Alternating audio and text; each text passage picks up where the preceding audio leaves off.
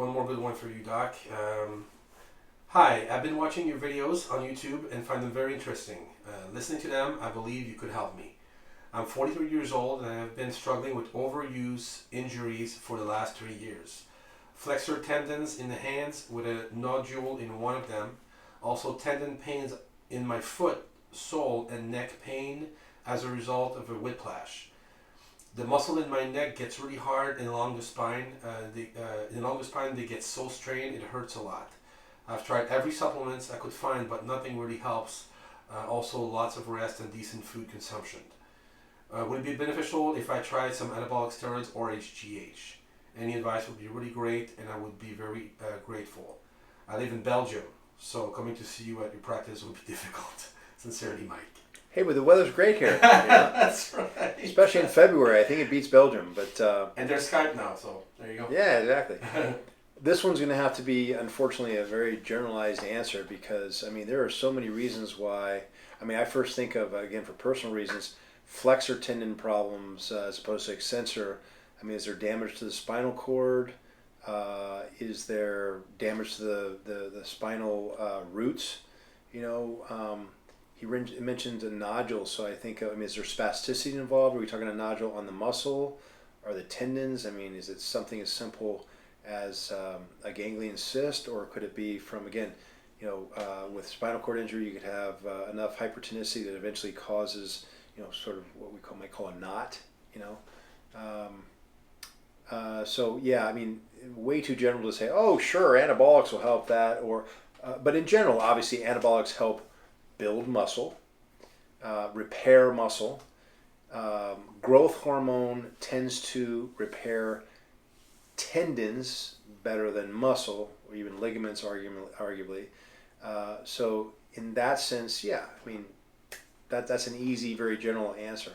Other than that, unfortunately, I can't provide a whole lot of help here. Inflammation in general, again, wide open topic of discussion. In general, you know, fewer sugars and sweets. A lot of people just, you know, because of excess sugar can create inflammation. You can use things, you know, he mentioned being an overtrainer, right? Can relate to that, you know. Overtraining is an issue where... You can, you said? You think? You know, I'm 7 weeks post-op from my 19th surgery. I just did a C4 to T2. Yeah, I think from definitely overtraining. So inflammation becomes an issue. That's why I'm addressing with sugar, but also, you know, curcumin, boswellia, some of the polyphenols that are known to reduce inflammation are way better for you than NSAIDs. There's a lot of positive side effects. For example, with curcumin, you know, less likely to get pancreatic cancer, as well as reducing inflammation, as well as an NSAID. We've got studies to support that.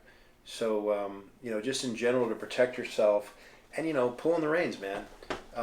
You can still overtrain. That's a mental state, if you will, that drives that one. You know, I joke all the time, please don't pan to my desk, but I have a big old desk I asked my wife not to buy when she decorated the place for me, because I knew, bigger desk, I'm just going to place more on it, you know what I mean? So you got it, why not? You might get on anabolics and start repairing what damage you did and what you were doing at that level, but you go, but hey, I got a bigger desk now, I got more energy, and you go and do more at the gym, and you push your PB. So right. It's really maybe an adjustment that needs to occur up here, but I know that's not why he's asking the question. So are anabolics and growth hormone tools of regeneration? Absolutely. But I'm not sure that's the solution to the problem he's describing here, and I'm not poking fun. I said I'm the first one to say, you know, I overtrain and have paid for it since, but I look into the reasons. Again, I'm probably overthinking it with the flexor tendon stuff, the flexors, but that can result. You know, hypertonicity usually occurs only in the flexors when you're talking about any spinal cord damage, and it can go undiagnosed. I mean, again, I'm thinking of myself, but thinking of anyone who overtrains. You may ignore those deals. You may be, you know, putting too much weight on your back when you're doing squats for your size, and you know, just like I did. Again, not pointing fingers. There's three pointing back at me, and you're causing damage that you don't even know. And what do guys that overtrain tend to do? It's fine. I'll worry about it tomorrow. I can still get in there and do what I need to do. It just hurts a little bit, so have an extra couple of Advil and an espresso and get through it and worry about it tomorrow. So, again, I wish I could give a more specific answer, but that's all I can give based on the question. Thank you, Doc.